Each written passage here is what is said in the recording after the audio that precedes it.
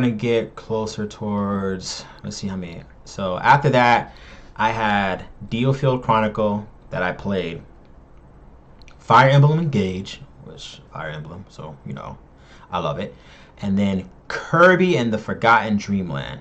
Um, I will say these last three, I will let you guys know, and then these are some other ones, but these were from 2022 that I played. Um, so not gonna go into too many details on that, but let's go with Diofield Chronicle. And this one, let's see, how would I describe Diofield Chronicle?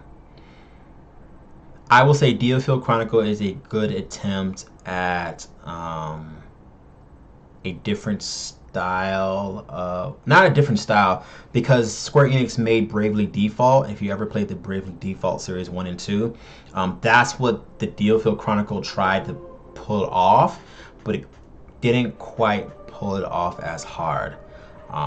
This game did come out last year, but I didn't really play it until I was like running low on games.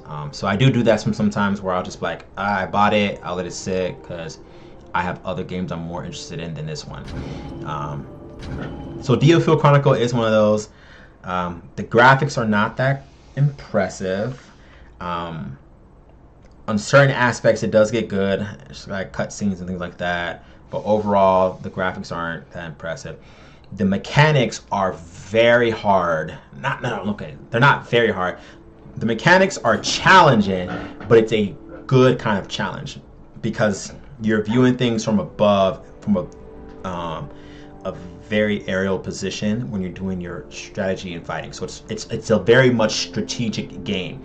How you move your characters and how you fight determines how you're gonna win or how much. I mean, like, I'll just show you guys, but like, this is how you edit your units. Like, these are all your characters, and each character is a specialty. You can't change your specialty. They are what they are. So you have the sword and shield, you have the lancers, you have archers, and then you have mages.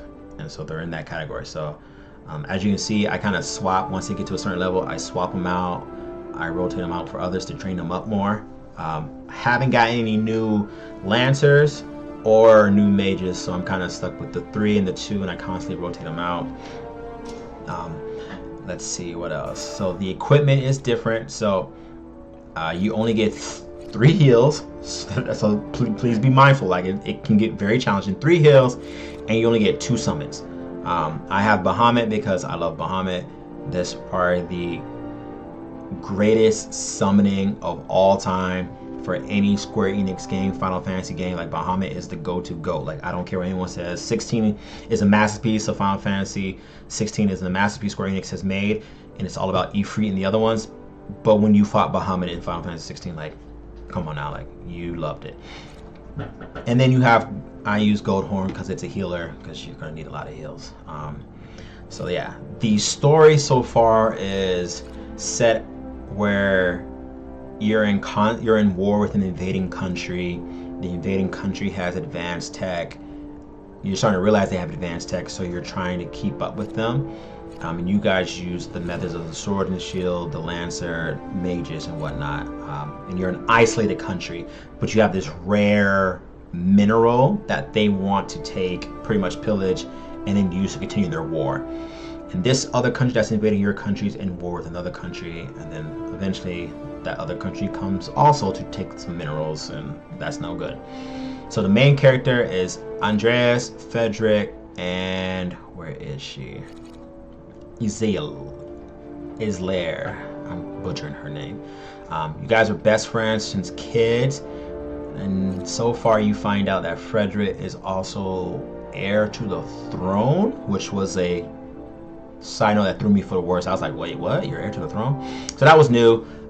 It does bring in some interesting ideas of like the monarchy and then democracy. So Ascarion talks about democracy in one of the missions, and so does Tremina. So they're in this whole idea of democracy. People have the right to vote, and people should be able to vote their next person in charge. It should be like a system and all that. So they're in the ideas of democracy. And so each character that you're seeing has a very interesting backstory behind it. But I feel like it's not strong enough to keep me going. So I will be honest, I did not beat the game. It bothers me that I didn't beat the game, especially because I invested so much hours into it. But as you can see, there's there's quests, there's main quests, there's side quests. You do get money for doing things. I'm in chapter 6, so I'm actually I'm confident I'm almost done with this game because I'm in chapter 6. Any game that has chapters, usually there's only 8 chapters in a game. So let's go over. Yep. Okay. So you can do battles. You can redo missions that you did, which is cool. So that's always fun. So you can redo missions. They have levels for the missions that you can see. So depending on how you feel, you can redo it. And then of course they give you experience, and the money is the same. But you cannot get the same items that you got from the first time you did the mission. You have a skill tree, the orb, and weapon development. So in the skill tree is for specialty of that class. So it's not like you're doing skill points for each individual, it's the class that you're working on. So for anyone who is the sword and shield, this is how you would upgrade their skills and get them more adept and better in fighting. And then of course you can increase that skill. So even though I already learned Shadow Step, if I had more skill points, I could learn Shadow Step level 2 and then level 3. So that's how that works. Mage is the same construct, like it's the same way. So all of them are pretty interesting. And then you build how you fight. You build it based on how you want to move. So as you guys can see, I'm kind of like moseying along through it. The way you get skill points is not by levels, it's actually by the missions. So certain missions will give you skill points, and that's how you further upgrade the character. So just be mindful of that. And then you have, oops, sorry, I'm still getting used to these buttons. Orb research, which is if you want to upgrade your summons, this is how you would do it. Now, it's the only exception right now is Bahamut because he is maxed out because I love Bahamut. But let's go over here. So if you want to do this, you need something that are called those little green things, are like crystal orbs that you have to find on certain missions. Give them. So not every mission gives you those, and it has to be gold status. It can't be silver, it can't be copper or whatever other. It has to be gold. So not only does it cost a lot of money, it costs these crystal orbs to do it. But the more and more you do it, the better and better it'll get. So just be mindful of that. And obviously, they give you Fenrir. Who else do I have? Salamander, and then I have the Coral. So not really cool summons, but you know, it's all right. So the summons are not that lacking. So that was one of the features why I didn't really, wasn't really impressed with the game. And then what else? Weapon development. So this is almost the same thing where you need money and you need yeah, you need a lot of money for these. You need money and the gold and these bricks. So bricks. So you need these. So that's how you kind of upgrade the weapon development, but it won't guarantee you the weapon. So once you build the weapon, you can develop the weapon. You then have to go speak to this guy, and then you can buy the weapons. And everything in this game is insanely expensive, and they cannot justify why everything is expensive. So just be mindful of that when you're playing this game, if you choose to play this game. So the graphics, okay. The storyline isn't strong, and the mechanics are interesting, to say the least. Let me see if I can do a mission, because I really have not played this game in a while. I started playing this game maybe in the beginning of the new year, so beginning of January, February, and then I kind of just let it drop off the map. Alright, so let me see. Here, we'll just do this quick one. Let's see what it looks like.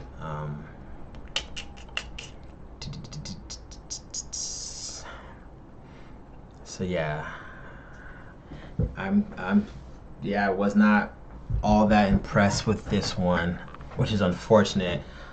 This was like a downside for Square Enix for me. Definitely after I, really liked Dragon Quest Treasures, and then I got the Diofield Chronicle, and I'm not really all that impressed with the Diofield Chronicle. Let me see. Let's see if it'll let me skip all this. Oh, here we go. Yes. All right. So let's see what the mechanics are. It's been a very. Your famous archery skills are required. I did like the voice acting. Please. Call me Iska. As expected, the enemy are focused on our main battle group, leaving an opening for us. Sounds very much like my time to shine. I'll provide cover to the enemy spot. Sounds good. Let's go. All right. So, beginning of every mission, as you can guys tell, there's victory conditions, and then there's bonus stuff if you can defeat it within. Yes, another thing that irks me about this game, it is timed. Everything is on a time. So if the longer you take, you won't guarantee to get certain things. If you die a lot, you can't get the skill points. So this game is very frustrating. It can be very frustrating if you're trying to like burn through, kill everybody. It can get very frustrating. So this is how it starts beforehand. You can shop, institute, all that stuff. So I don't think I have to worry because all my guys are level 30 something, and this mission is like for level 6. So don't think I have to worry. Hold on. That's a drawbridge. Yes. It's been raised.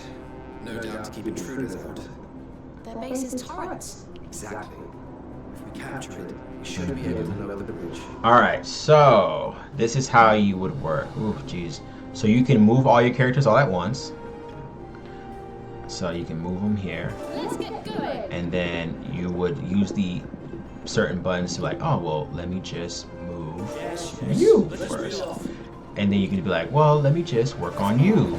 And then you can be like, So you can divide and conquer. If you feel confident in your team to like murk through everybody, which obviously I do, that's why I can do this, you can just individually select your team and do it. Now the other cool thing is that, of course, it wouldn't be Square Enix or any strategy game if you didn't have techniques. So you can actually use special moves like heals. That's why I always keep a mage.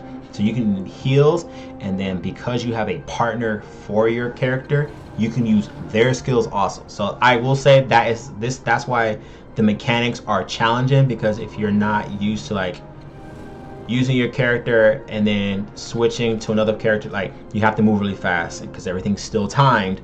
So you gotta switch. Okay, I'm gonna use that move, and then you gotta switch like, oh, well, I'm gonna use him to use that, and then oh, well, I don't want to use her moves because her moves are not that great, but maybe I want to use his. So like it can be very challenging. So just be mindful of that.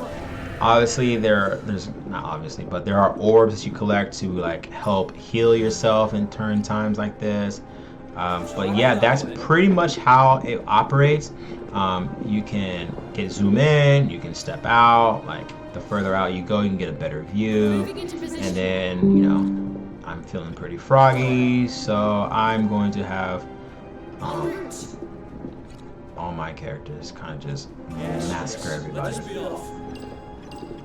And then you can do the barrel moves. Alright, so let's do a move. Got him. Boom.